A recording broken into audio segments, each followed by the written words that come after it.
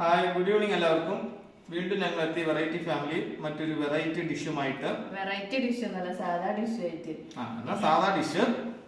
Dish എന്താന്ന് പറയാം. നിക്കാ ചായ 4 മണി. ആദ്യം ചായ 4 മണി ചായ.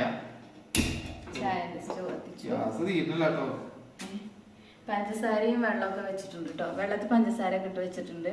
അവൾ ആദ്യം വെള്ളം വെക്കുക, എന്നിട്ട് കുറച്ച് പഞ്ചസാര ഇട്ട് വെക്കുക.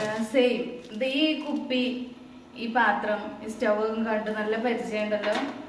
പഴയ സാധനങ്ങൾ ഒന്നും വാങ്ങിക്കലില്ല. കാശി തുട്ടില്ല,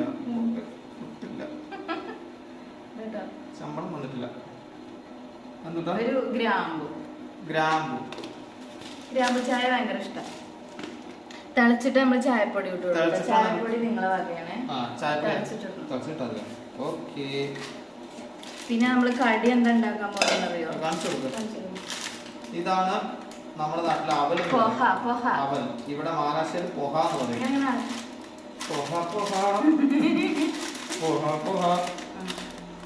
ഒന്നുമില്ല, നമ്മളെ നാടൻ അവല്. ഇവിടെ എത്തുമ്പോ പുകയായി. ഇതിലിട്ടൊന്നും കാണൂല. നാട്ടിൽ പോയാൽ അത് പുകയാവും. ഫുള്ളിടട്ടെ ഇട്ടോ.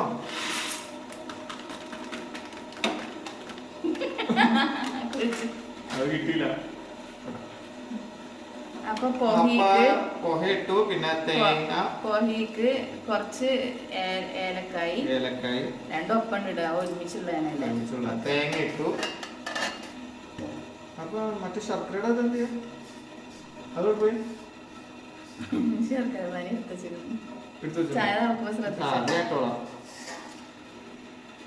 അപ്പൊ ഇതാണ് ഗൈസ് ഇന്നത്തെ ഈവനിങ് ശർക്കര പാനി കേട്ടോ. ശർക്കരപ്പാനി വേണമെങ്കിൽ അണ്ടിയും മുന്തിരി ഒക്കെ ഇടാം നെയ്യില്. നമുക്ക് അണ്ടി മുന്തിരി ഒന്നുമില്ല, ഒക്കെ ഉണ്ട്. അതൊന്നും ഇപ്പൊ വേണ്ട. നമുക്ക് ഇങ്ങനെ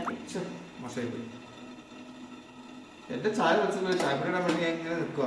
കൈ വെച്ചെന്നെ നന്നായിട്ട് കുഴക്കപ്പോ വൈറ്റമിൻസ് ഒക്കെ ഉണ്ടാവും. അതെ, വൈറ്റമിൻ എ മുതൽ ഊ വരെ ഉണ്ടാവും. അങ്ങോട്ട് കുറിച്ച് സ്ഥലം കുറവാണ്. പിന്നെ ചായ എടുക്കാറായി. ഈ ശർക്കര കളറില്ല, നമ്മുടെ നാട്ടിലെ ശർക്കരന്റെ കളറില്ല. അപ്പോൾ ചായ വെച്ചിട്ടില്ല, ഇതുവരെ ചായ വെച്ചിട്ടില്ല. കുറെ നേരം വെയിറ്റ് ചെയ്തിരിക്കണു. ഇന്നലെ നാളെങ്കിലും ചായ തിളയ്ക്കുന്നു പ്രതീക്ഷിക്കുന്നു.